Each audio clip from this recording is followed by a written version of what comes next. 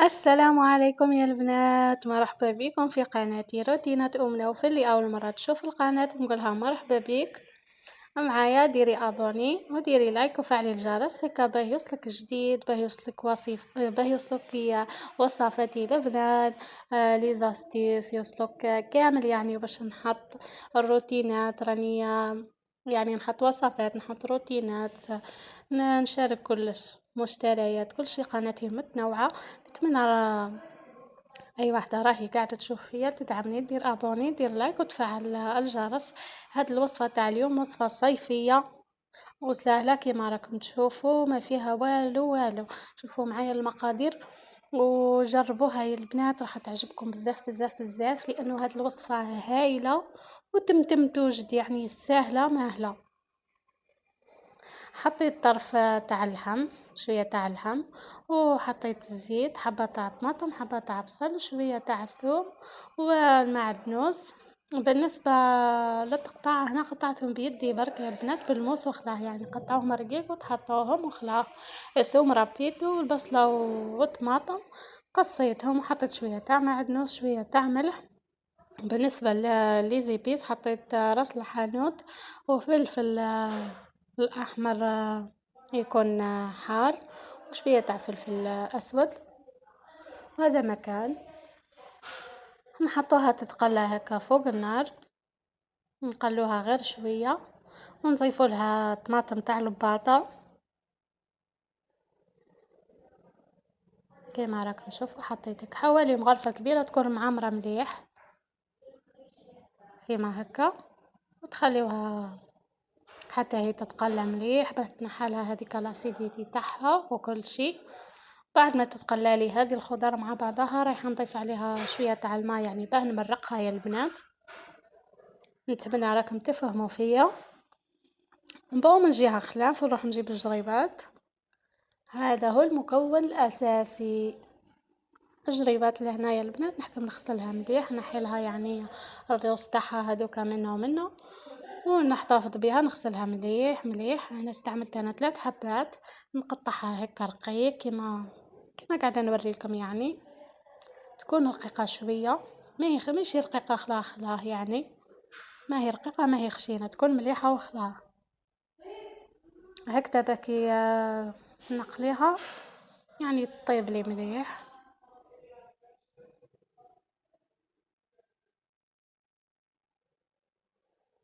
شوفوا مليح يا البنات كيف راني نقطع فيها.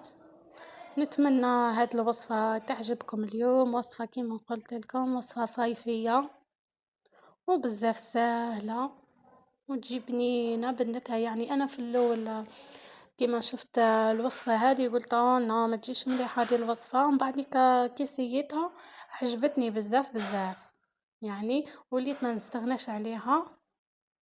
انا راني نشارك معكم دائما الوصفات يعني اللي مجربتهم واللي عجبوني، نعاود نشاركهم معاكم.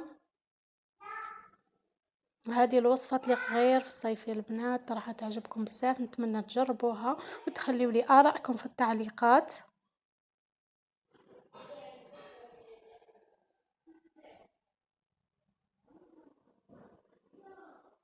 نقطعوها يعني هيك على حبة، يكونوا كامل كيف بعضهم، باكي نحطها تطيب كيف كيف يا البنات.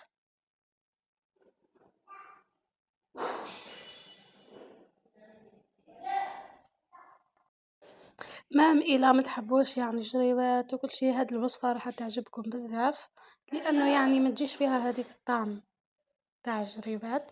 اللي ما عندهاش جريبات تقدر تستبدلوا بالبيضنجان تاني يجي بزاف بنين. هي من أحسن الجريبات هذه، تجيب بزاف بنينة. بون لهنا بعد ما تخلات لي كيما راكم تشوفوا تتقلى مليح، نخليها حتى تصفي هذاك الزيت تاعها ونمرقها يا البنات. لهنا حطيت 2 بيضات كاملين يعني من اللحم كيما هيك، نحط لهم شويه تاع الفلفل الاكحل ونضربوهم مليح. نزيد لهم مغرفه ولا 2 تاع فرينه حتى تولي يعني ثقيله شويه.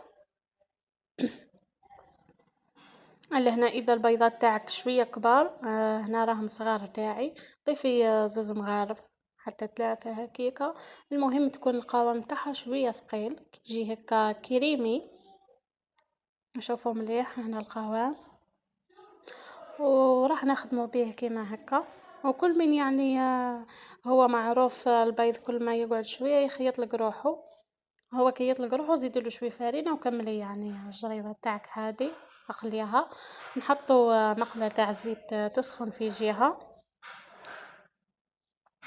وراح نقليوها يعني، اللي هنايا نخلطو مليح هذاك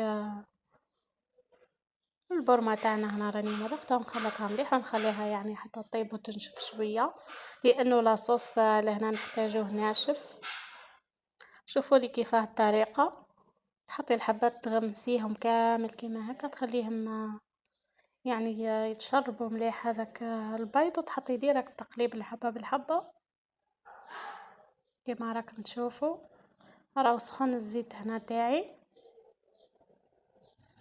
هكذا نقليوهم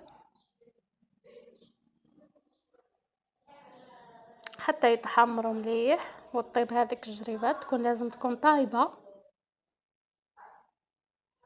ولهنايا النار لازم تكون قليلة خلاه يعني تكون هادئة خلاه قليلة قليلة خلاه يا البنات، هكذا باه تطيب لي مليح باه ما تتلهفش لأنه البيض ليه يتلهف من برا، على هذه لازم تكون النار قليلة هكذا باه تطيب الجريوات من داخل، شوفوا كيفاه يا البنات، هنا راهي مازالت ما طابتش لازم تخليوها تحمر مليح رايحة تتنفخ هكا شوية،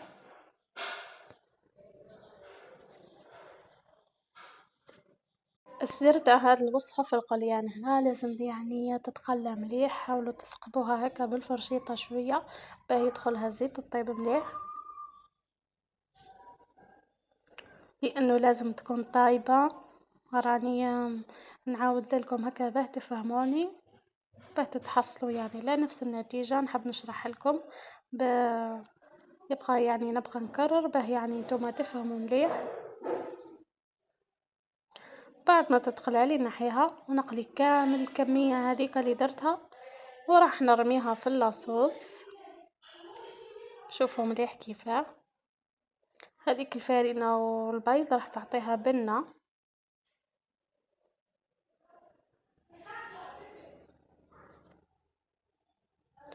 راني رميتها هنا بعد ما قليت هذيك الكمية كاملة، نروح للاصوص نخليه يكون ناشف يعني كما راكم تشوفوا تولهوا مليح تكون لاصوص ناشفة، انا راني درت كمية هنايا ديروا حسابكم، يعني كي تكون الكمية تاعك قليلة لازم لاصوص تكون ناشفة على تاعي كيما هكا، لهنا تخليوها يعني زيد تغلي شوية هكا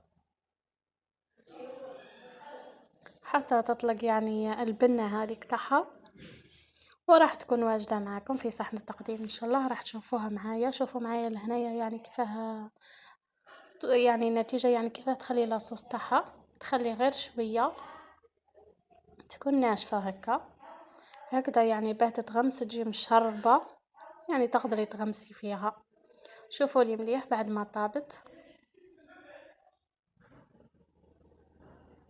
جات هايلة يا البنات، تقدروا تاكلوها هكا بالخبز تاكلوها يعني تغمسي فيها توكل يعني يا البنات ما شاء الله، والبنة ما عندي ما نحكي لكم، زيد حطيت عليها شوية تاع معدنوس من الفوق هكا باه يعطي النكهة تاعو هاديكا، نتمنى الوصفة تاع اليوم تكون نالت اعجابكم، ما تنساوش دايما تدعموني بابوني ولايك وتفعيل الجرس، تخليوا لي ارائكم وعاونوني يا البنات بالبرتاج، بارطاجيو مع صحاباتكم هكا باه تكبر لمتنا،